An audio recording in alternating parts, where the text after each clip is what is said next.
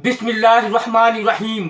दिल से दीन की बातें के मुअज्जज नाजरीन, अस्सलामु अलैकुम रहमतुल्लाहि व बरकातुहू। प्यारे दोस्तों, हर मर्द के अंदर औरत की हवस होती है, लेकिन क्यों?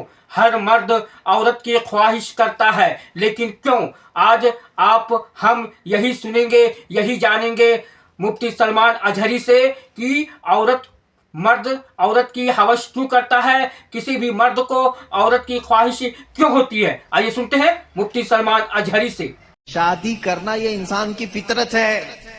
हर मर्द के अंदर औरत की ख्वाहिश पैदाइशी है, यानी अल्लाह ताला ने उसके जिस्म में ये रखा है कि औरत से वो करार हासिल करे, तस्कीन हासिल करे। मर्दों को अल्लाह ने ये खुसूसियत दी है, सिफत दी है, और औरतों के भी अंदर अल्लाह ने ये रखा है कि उनका मैलान या उनकी तवज्जो मर्दों की तरफ है, लेकिन उसको इस्लाम ने एक हलाल तरीके से बांधा है, वो निकाह के जरिए से। अब अगर किसी पर पाबंदी लगा दें, अगर मैं कह दूं कि मेरे जितने करीब के हैं, जितने मानने वाले हैं, इनमें से कोई भी औरत को टच नहीं करेगा जिंदगी भर, तो ये मैंने फितरत के खिलाफ बात की।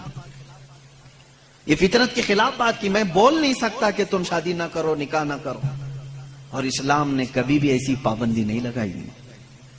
ईसाइयों ने अपने ऊपर लाजिम कर लिया कि जो इनका मजहबी होगा, रिलीजियस होगा, वो औरतों को नहीं छुएगा। कितनी हैरत की बात है। मालूम है आपको, आज दुनिया में विमेन राइट्स की बात ईसाई करते हैं जो खुद निकाह नहीं करते। जो पादरी निकाह नहीं करता, कभी औरत को अपने साथ नहीं रखता, वो वुमेन राइट्स की बात करता है। हैरत नहीं होती? कुछ नन ऐसी हैं जिनको जिंदगी भर के लिए पाबंदी लगा दी गई कि अब तुम किसी मर्द की बीवी बन नहीं सकती। संन्यास ले लिया उसने, वो कभी ये रास्ते पर आ नहीं सकती। ये फितरत के खिलाफ है और हमने इसके अंजाम देखे हैं, बल्कि अखबारों ने आप सबको बताया भी होगा। हकीकत है कि सुभान अल्लाह, बिल्कुल सही फरमाया आपने। की जाती है तो वो चंद दिन तक तो चल सकता है, लेकिन फिर कहीं गायबाना तौर पर लावा फूट ही जाता है। और उसका अंजाम देखा है कि कई चर्च ऐसे निकले जहां पर राहिबों ने नन और दूसरे आने वाले भक्तों को ही नहीं बख्शा। ये हालात हुए हैं।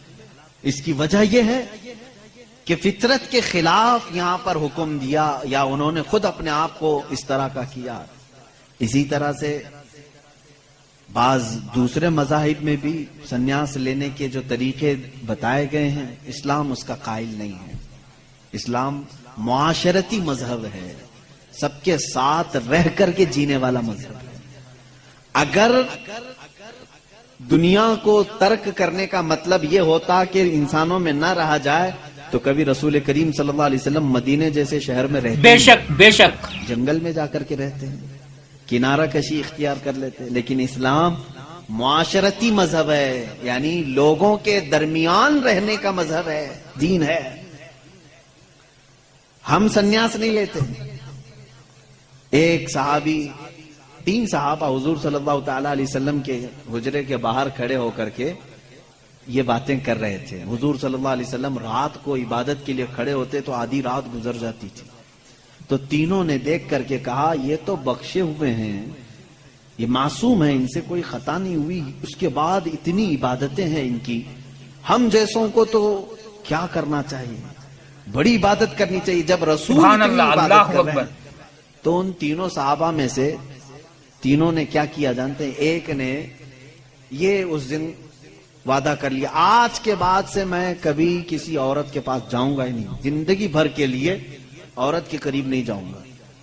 दूसरे साहबी ने कहा, आज के बाद से मैं कभी रात को सोऊंगा ही नहीं, पूरी रात खड़ा रहूंगा।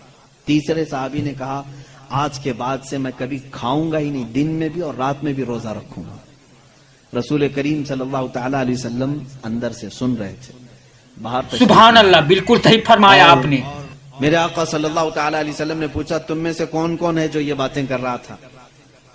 वो सहाबा ने कहा कि या रसूल अल्लाह सल्लल्लाहु अलैहि वसल्लम, हमने आपकी इबादतों को देख करके ये कहा, जब आप सैयदुल अंबिया हैं, मासूम हैं, آپ اتنی عبادت کرتے ہیں تو پھر ہماری عبادت کا حال کیا ہونا چاہیے؟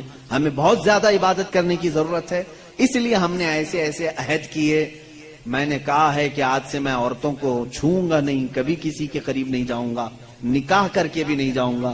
دوسرے نے کہا میں نے یہ کہا ہے کہ رات کو سوؤں گا نہیں۔ تیسرے نے کہا میں نے یہ کہا ہے کہ آج کے بعد سے کبھی کھاؤں گا نہیں۔ اللہ کے نبی صلی اللہ علیہ وسلم نے فرمایا اسلام یہ نہیں ہے، اسلام یہ نہیں ہے۔ میری سنت پر اگر عمل کرنا چاہتے ہو تو میں اللہ کی عبادت کا بھی حق ادا کرتا ہوں اور عورتوں کا بھی حق ادا کرتا ہوں۔ میں نے اپنی رات کو تقسیم کر رکھا ہے، بیویوں کے لیے بھی حق ہے اور اللہ کی عبادت کا بھی حق ہے۔ اور دوسرے سے کہا تم نے کہا کہ رات کو کبھی سوؤں گا ہی نہیں، یہ بھی ہمارا طریقہ نہیں ہے، تم فطرت کے خلاف بات کر رہے ہو، بیمار ہو سکتے ہو، روزانہ رات پورے نہیں سو رہے۔ اب یہاں اس پر میں رک کر کے کہوں گا، حضور صلی اللہ علیہ وسلم نے اس صحابی کو منع کیا جو یہ کہہ رہے تھے میں رات بھر عبادت کروں گا۔ حضور نے فرمایا میری سنت یہ ہے کہ میں تھوڑی رات آرام کرتا ہوں اور تھوڑی رات اپنے رب کی عبادت بھی کرتا ہوں۔ تمہارے جسم کا بھی تم پر حق ہے، اس کو بھی آرام دو۔ اور پھر تیسرے صحابی سے کہا میری سنت یہ ہے کہ میں افطاری بھی کرتا ہوں اور سحری بھی کرتا ہوں اور روزہ بھی رکھتا ہوں۔ ایسا نہیں کہ پورا پابندی کر لیا، جبکہ وہ رسول جن کو اللہ تعالیٰ جنت سے کھلاتا پلاتا ہے، اس کے باوجود میرے آقا صلی اللہ علیہ وسلم فرماتے ہیں کہ کنٹینیو روزہ رکھنا نہیں چاہیے، کہ تمہارے جسم کا تم پر حق ہے، کمزوری آ جائے گی۔ حضور نے منع فرمایا میں ایک دن روزہ رکھتا ہوں ایک دن نہیں رکھتا، یا میں افطار کرتا ہوں شام کے وقت اور دن میں روزہ رکھتا ہوں۔ اس کا مطلب یہ ہے میرے عزیزو، اس پوری حدیث کا خلاصہ یہ ہے، اللہ کے نبی صلی اللہ تعالی علیہ وسلم نے جو حکم دیے، اسلام کا خلاصہ یہ ہے کہ اس میں کہیں پر بھی افراط و تفریط نہیں، یعنی بہت تنگی والے حکم بھی نہیں اور بہت ڈھیل بھی نہیں۔ اسلام سبحان اللہ، بالکل صحیح فرمایا آپ نے، درمیانی راستہ ہے۔ اب یہاں ان لوگوں کو سوچنا چاہیے، حضور نے جس صحابی کو رات بھر عبادت کرنے کے لیے منع کیا، یہاں رات بھر گیم کھیلنے والے لوگ موجود ہیں، پوری رات بھر عیاشی کرنے والے موجود ہیں، ان کو تو رات بھر کھڑے ہو کر کے عبادت کرنے کو میرے آقا نے منع کیا تھا۔ آرام کرو تھوڑی دیر، اپنے جسم کو راحت پہنچاؤ۔ اس طرح سے اسلام کی یہ خصوصیات ہے کہ اسلام انسان کی فطرت کے عین مطابق ہے، اسلام کی فطرت کے مطابق ہے۔ اسی لیے قرآن کہتا ہے لا یکلف اللہ نفسا الا وسعها۔ میں آج چیلنج کرتا ہوں، ایک ایسا حکم لا کر کے دکھا دو، ایک ایسا حکم اسلام میں کہ جس میں ایسا لگتا ہو کہ یہ انسان کے لیے بھاری ہے۔ ایسا نہیں ہونا چاہیے، ایسا نہیں ہونا چاہیے تھا۔ اسلام نے اپنے ماننے والوں پر یہ پابندی کیوں لگائی؟